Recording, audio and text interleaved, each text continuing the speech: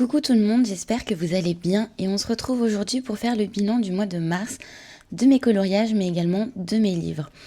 Pour ceux qui aiment l'équitation, vous inquiétez pas, je suis en train de tourner un vlog sur une semaine spéciale équitation, mais on est encore en plein dans la semaine, donc du coup je suis toujours en train de tourner cette vidéo et je pense que celle-ci sortira avant puisqu'elle me demande un petit peu moins de montage. Donc comme vous pouvez le voir sur tout l'étalage que j'ai ici, j'ai beaucoup de choses à vous montrer, de la lecture mais également du coloriage, la lecture étant quelque chose de nouveau qui vient de s'intégrer très profondément dans mes nouvelles passions et je vais en parler avec vous après. Je vais du coup scinder la vidéo en deux parties. Je vais très certainement commencer par le coloriage parce que c'est là où j'ai le moins de choses à dire et on finira ensuite par le côté lecture. Je vous mettrai en annotation dans la vidéo la partie coloriage et la partie lecture. Comme ça, si une seule des parties vous intéresse, vous pourrez facilement naviguer dans la vidéo. Alors c'est parti, on va commencer avec le bilan coloriage. Je suis désolée, on est sur le bureau de mon chéri, mais il est plus grand, donc je m'en sers. C'est beaucoup plus pratique pour moi quand je vous fais les bilans et que j'ai pas mal de choses autour de moi.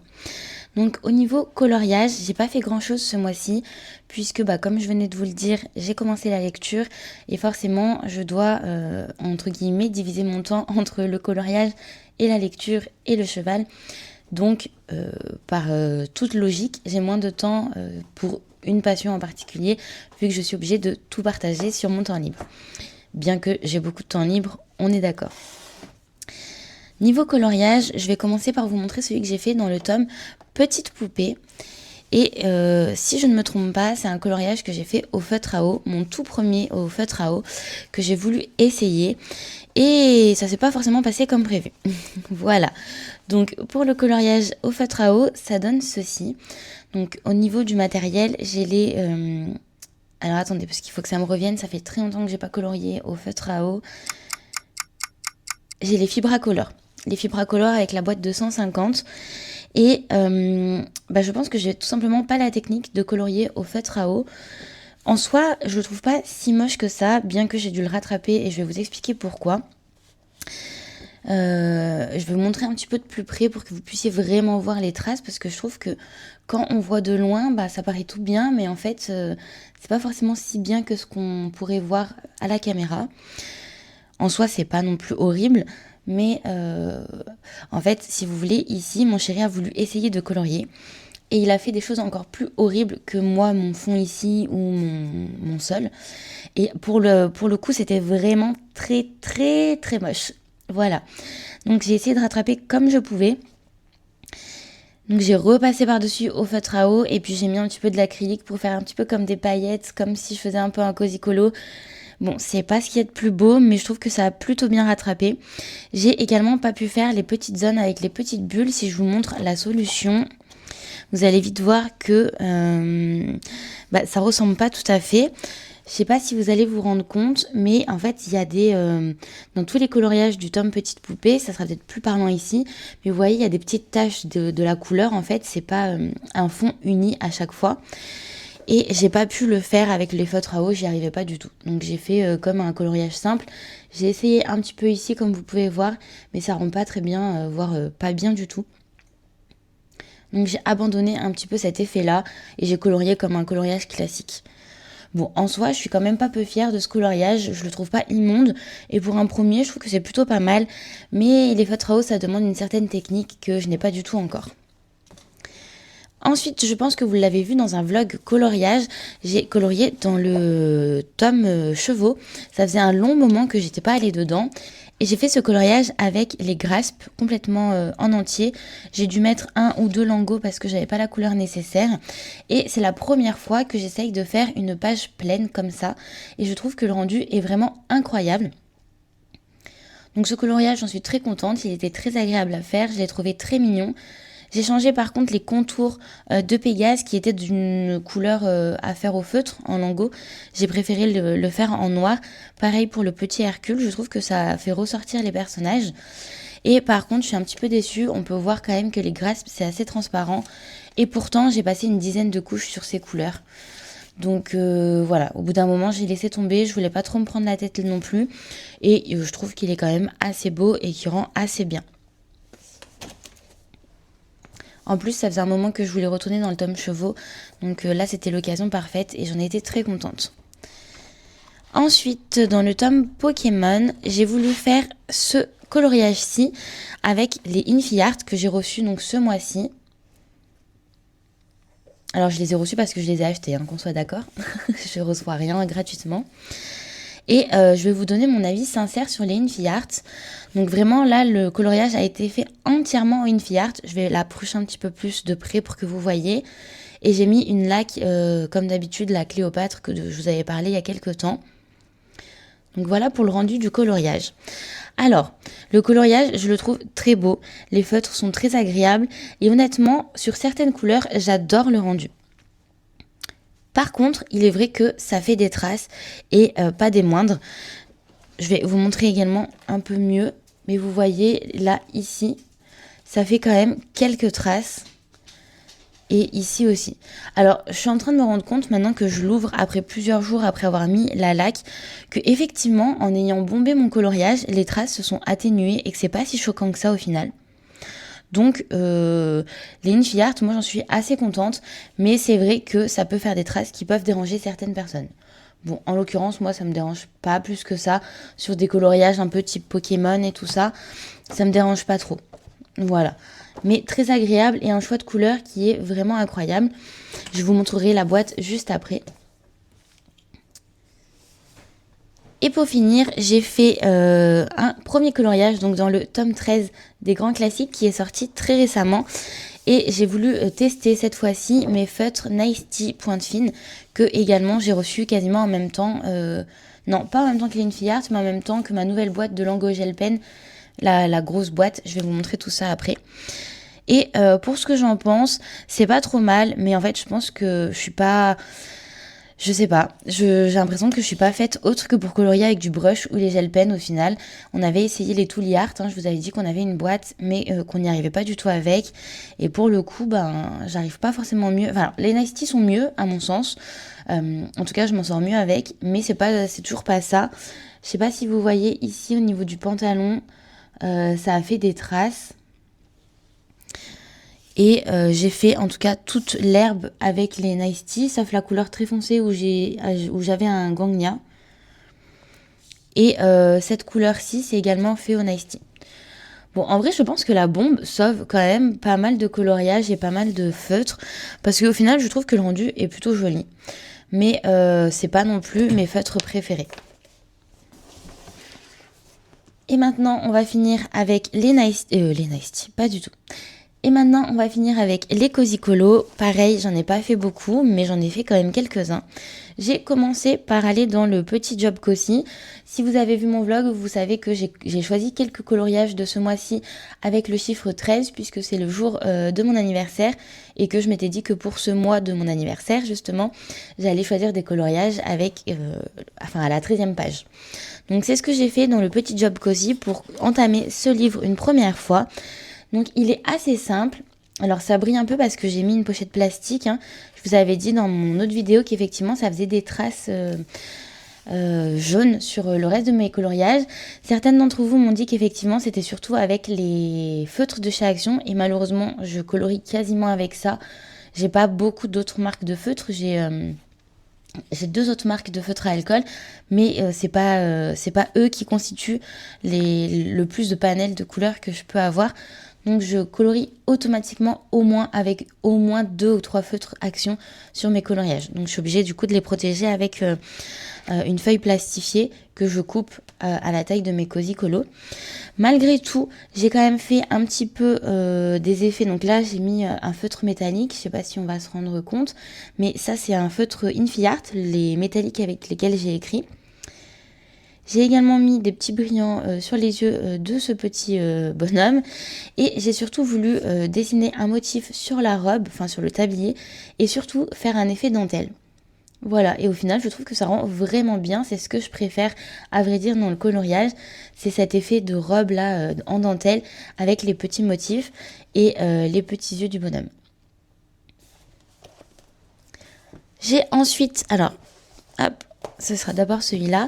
J'ai ensuite voulu faire un coloriage dans Contes et légendes. Et je l'ai même fait avant Petit Job Cozy en vrai. Et c'est celui-ci. Donc j'en suis très contente. Alors c'est pareil, il n'y a pas énormément d'effets. J'ai voulu faire un petit effet dans l'herbe, mais je trouve que c'est pas hyper réussi. J'ai voulu faire comme si les fleurs scintillaient et les nuages également. J'ai tenté un petit dégradé sur les nuages. Mais surtout, et ce pourquoi je suis le plus fière de moi, c'est mes petits ballons. Je trouve qu'ils sont super beaux et super réussis. J'adore l'effet. Et j'ai voulu un petit peu contraster toutes ces couleurs avec des bonhommes plutôt unis d'une même couleur. Donc j'ai choisi le marron. Je suis pas sûre que ce soit le meilleur choix de couleur que j'aurais pu faire sur ce coloriage. Mais écoutez, je le trouve pas trop mal quand même. Et vraiment j'adore mes ballons. Voilà. Et pour finir, nous avons le Génération 90 que j'ai eu à mon anniversaire pour faire honneur à mes 30 ans de cette année. Ça y est, je vieillis comme pas possible. Je suis plus près de la fin que du début. Mais du coup, j'ai voulu l'inaugurer ce mois-ci. J'ai fait également la page 13. Et alors, pour ce coloriage-ci, j'avais vraiment pas envie de me prendre la tête. Je voulais juste colorier et passer du bon temps. Donc en soi, j'ai tout colorié de façon unie. Je me suis juste décidée au dernier moment, donc j'ai mis un petit peu des paillettes sur les oreilles du lapin. J'ai voulu faire des motifs que j'ai pris dans un de mes livres que j'avais acheté pour apprendre à faire du cozy colo sur la tapisserie. Et j'ai voulu tenter un effet un petit peu de gélatine sur le lit. Je suis pas sûre que ça rende super bien. Mais je me suis bien amusée à le faire et ça me fait plaisir de tenter des choses. De toute façon, je fais ça pour me faire plaisir, pas pour les exposer au Louvre. Donc voilà. Et j'en suis très contente. Alors maintenant, je vais vous montrer les nouveautés que j'ai eues en termes de coloriage, dans le sens le matériel, donc les nouveaux feutres que j'ai eus. Et je pense pas en racheter d'aussitôt parce que vraiment, j'ai assez de matériel. Mais donc voici les Nice Tea pointe fine en 0,7 mm si je ne me trompe pas. C'est des pointes qui s'activent, qu'on doit secouer assez fréquemment. Donc je vais vous montrer le nuancier. Donc voici toutes les couleurs que vous pouvez trouver. Après pour le coup les couleurs sont très jolies et en soi les feutres sont pas si terribles que ça à utiliser. C'est juste que je pense que c'est pas forcément ce que je préfère. Mais je vais m'en servir malgré tout parce que c'est assez utile pour des petits détails. Mais enfin on va dire des détails de taille moyenne plutôt que d'utiliser les gel pens. Voilà. Donc ça se présente sous cette forme là, un petit peu comme les guangnia si vous en avez. Et les feutres sont comme ceci. Je vais vous en prendre un pour vous montrer la pointe. Donc la pointe se présente comme ceci. Et c'est une pointe qui s'active. Vous savez, vous secouez le feutre et vous appuyez un petit peu dessus pour activer la pointe. C'est pas une pointe brush. Et c'est pas non plus une pointe comme les gel pens que je vais vous montrer juste après. Donc ça, c'est pour les Nice Tea. Voici pour les Lango Gel. Donc je sais pas pourquoi il y a marqué Kimi Art sur la boîte, mais quand je les ai achetés c'était bien des Lango et en soi c'est les feutres c'est bien Lango. Donc là il y a marqué 252 pièces, mais il y a en soi 234 couleurs puisque les autres ce sont une rangée de noir, de blanc et de métallique qui sont juste ici. Sinon, voici comment ça se présente. Et je vous l'avais montré en vlog, mais je vous le remontre ici si jamais vous ne suivez pas mes vlogs. Ce sont des gel pens qui, cette fois, sont numérotés, chose qui n'était pas le cas avant. Vous avez le petit numéro qui se trouve juste ici. Et vous avez un nuancier qui est déjà tout fait. Je le referai également, mais pour le moment, c'était pas ma priorité. Je dois bien l'avouer. Là-dessus, rien de nouveau, sinon les feutres sont exactement pareils. Je suis en train d'en utiliser un dans le tome 13 là parce que je suis en train de faire une double page. Et vraiment, ils sont très très agréables à utiliser. Je trouve mieux que ceux que j'ai en petite boîte. Et alors, pour finir, voici les Infi Art qui sont en vrai très très beaux et qui ont un panel de couleurs qui est très belle aussi. Ici, vous avez une rangée de métalliques. C'est des points de brush. Les feutres se présentent comme ceci. Vous avez à côté une petite jauge pour voir s'il reste de l'encre à l'intérieur, enfin de l'acrylique. Les pointes sont comme ça. En soi, ça ne change rien des autres feutres acryliques. C'est juste que effectivement, ça a un effet satiné.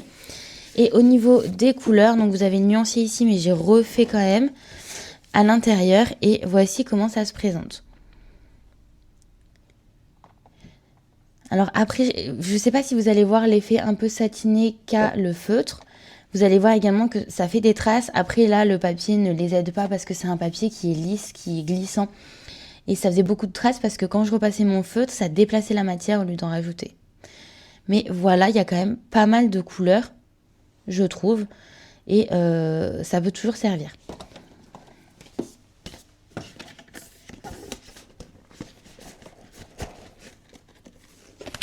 Alors maintenant, place à la lecture. C'est une longue histoire. Non, en vrai, c'est pas si long que ça. Pour commencer par le début, il faut savoir que je lisais beaucoup étant adolescente. J'avais même une bibliothèque, pour tout vous dire. Et j'adorais lire. Voilà. Dans tous les cas, j'étais une fille qui aimait plus le français à l'école que les mathématiques. Ça me parlait beaucoup plus. Et j'aimais bien lire, mais en grandissant, j'ai eu d'autres centres d'intérêt et j'ai laissé tomber la lecture. Il y a eu également l'arrivée un petit peu plus prononcée de la technologie, des consoles, du téléphone. Voilà, les livres, ça a été un peu mis, beaucoup même, à la trappe. Et mon amie qui m'a mis dans le coloriage lit aussi beaucoup et elle venait ces derniers temps de s'acheter une Kindle. Donc du coup, elle m'a un petit peu reparlé de ses lectures et en me renseignant un petit peu sur internet, je me suis mis à tomber sur des vidéos de personnes qui lisaient, qui faisaient un petit peu des revues des livres de leur pile à lire, enfin voilà. Je suis tombée en fait un petit peu sur le BookTok et ça m'a donné très très envie de me remettre à lire. Donc j'en ai parlé à mon amie et du coup elle m'a conseillé de lire Un automne pour te pardonner de Morgane Moncomble. Donc c'est ce que j'ai fait, je l'ai acheté et je suis tombée sur des revues de ce livre sur le BookTok qui m'a beaucoup donné envie, de Rebecca Yarros, c'est Cher et là. C'est l'histoire de deux militaires qui partent en mission. Un des deux militaires a une meilleure amie et il va lui demander d'entretenir une relation épistolaire avec son meilleur ami avec qui il est parti en mission. C'est quelque chose qui m'intéressait et qui me parle par rapport au métier du protagoniste. Et du coup, je l'ai acheté. Donc en attendant de les recevoir, j'étais trop impatiente de me remettre à lire. Quand j'ai une idée en tête, quand j'ai envie de quelque chose, j'ai souvent, et même très souvent, envie de l'avoir tout de suite. Je suis pas patiente pour ce genre de choses. Donc j'ai voulu acheter des livres sur mon iPad.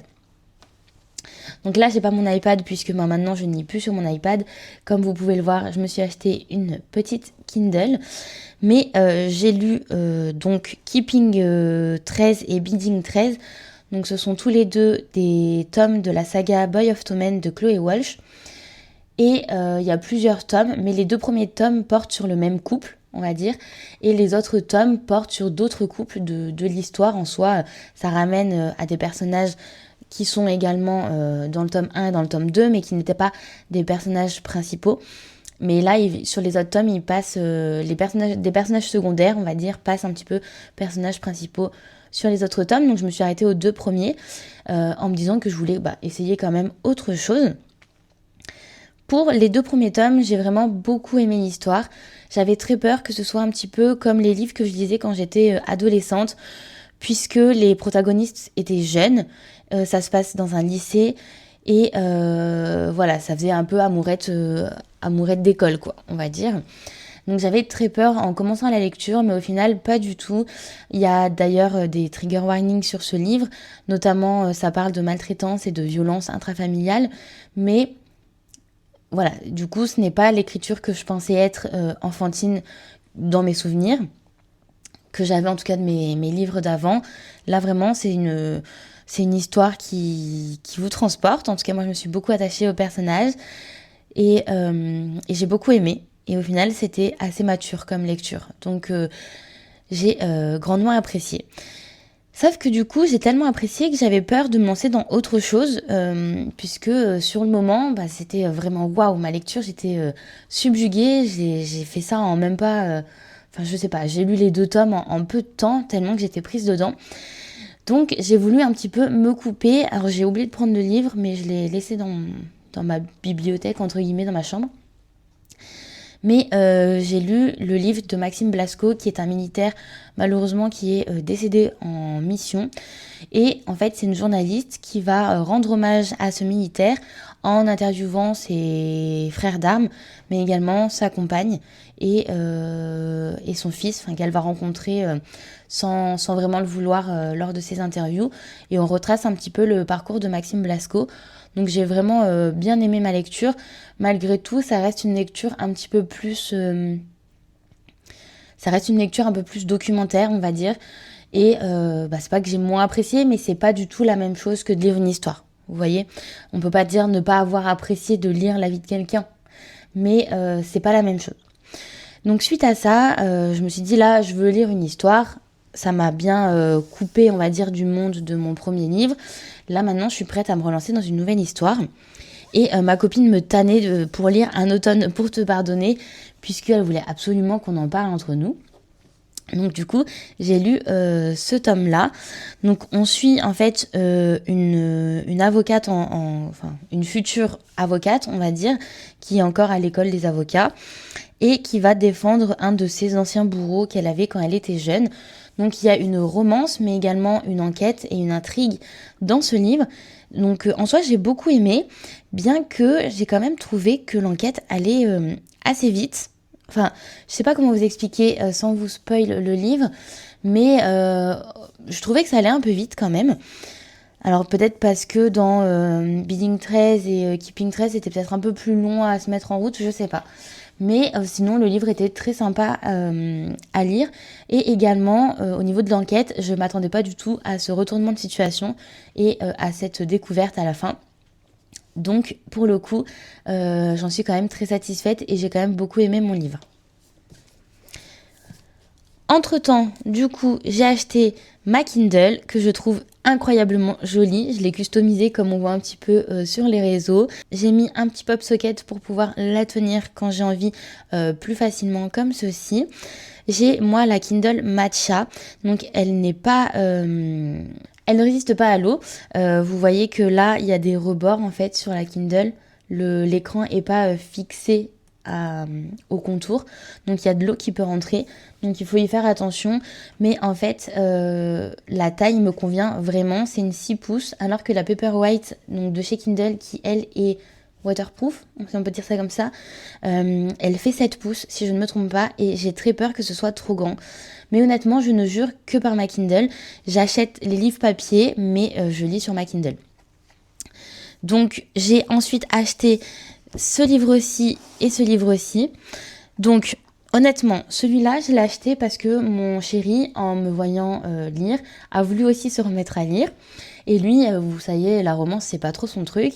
Il voulait quelque chose avec des dragons, des assassinats, des meurtres, des machins un petit peu de l'ancien temps, enfin bref. Donc du coup, il s'est acheté La Guilde des Ombres. Et en parlant avec mon amie, je lui ai un petit peu expliqué le style qu'il cherchait. Et elle m'a dit, mais tu devrais essayer celui-ci, Force Wing. Il a l'air pas mal, j'en ai entendu du bien, et puis elle m'a dit il y a des dragons, etc. dedans, donc il pourrait aimer. Donc en fait, à la base, je l'ai acheté pour lui, parce que il voulait vraiment, initialement, la Guilde des Ombres, sauf qu'il le voulait en brochet. Et moi, je ne l'ai pas trouvé en brochet, je l'ai trouvé que de poche, donc du coup, le prix de son livre était moins cher que ce que j'avais prévu.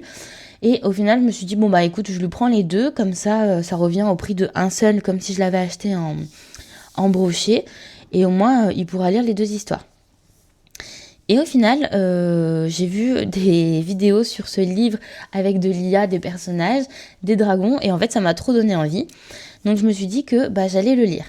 Avant de commencer ma lecture, je me suis acheté c'est pas vraiment des vacances, mais en week-end, on va dire, ce livre-ci que j'ai vu aussi passer sur Internet. Je l'ai acheté, le jaspage est très très beau. Et c'est une dark romance. Donc je voulais essayer les dark romances puisque j'en ai jamais lu. Et je me suis dit que celui-ci pourrait être pas mal, j'en ai entendu du bien. Et il y a le tome 2 qui sort apparemment là en avril très prochainement. C'est une histoire avec des yakuza, mais c'est une romance, une dark romance en soi. Et j'ai très hâte de le commencer. Mais pour en revenir à Force Wing, autant vous dire que je suis absolument prise par ce livre. J'ai lu le tome 1 en très très très peu de temps et honnêtement à l'heure actuelle c'est ma lecture favorite. J'adore. Autant la romance entre Violette, Exaden et Den, c'est un petit peu un triangle amoureux. Et autant l'histoire avec les dragons. Enfin vraiment, ce livre a tout pour me plaire.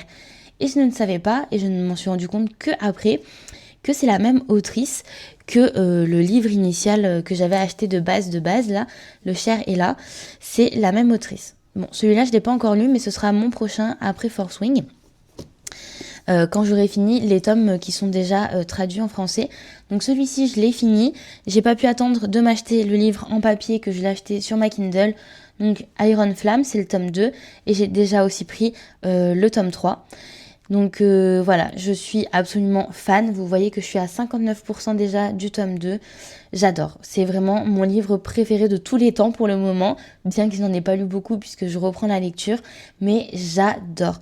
Et je vais, je pense, racheter tous les tomes en relié parce qu'ils sont incroyablement beaux et vraiment ces livres-là, je les adore. Donc je les veux absolument dans ma bibliothèque, même si je les lis sur ma Kindle, je les veux en papier.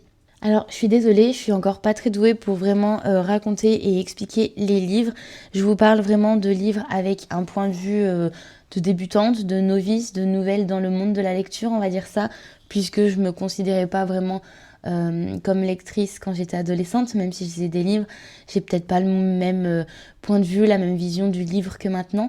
Donc voilà, je vous parle avec mes mots de nouvelle arrivante dans le monde du livre, mais en tout cas, moi, j'adore, je suis ravie et j'ai trop hâte de finir les livres qui sont traduits en français pour le moment de cette saga, même si je sais que ça va être très long d'attendre les prochains tomes qui seront traduits en français, mais malheureusement, je suis trop nulle en anglais pour les lire en anglais. En tout cas, ce bilan du mois de mars est terminé pour le coloriage et la lecture désormais. N'hésitez pas à me dire si vous voulez que je sépare le coloriage de la lecture. Je m'étais dit que c'était des mondes que je pouvais réunir. Contrairement à l'équitation qui est peut-être un petit peu plus compliquée à réunir avec ces thèmes-ci. Et j'espère que la vidéo vous aura plu, que quand même j'ai réussi à vous donner envie avec mes lectures et que j'ai réussi à vous parler de mes livres de façon correcte. Et je vous dis à très vite dans une prochaine vidéo. Bye!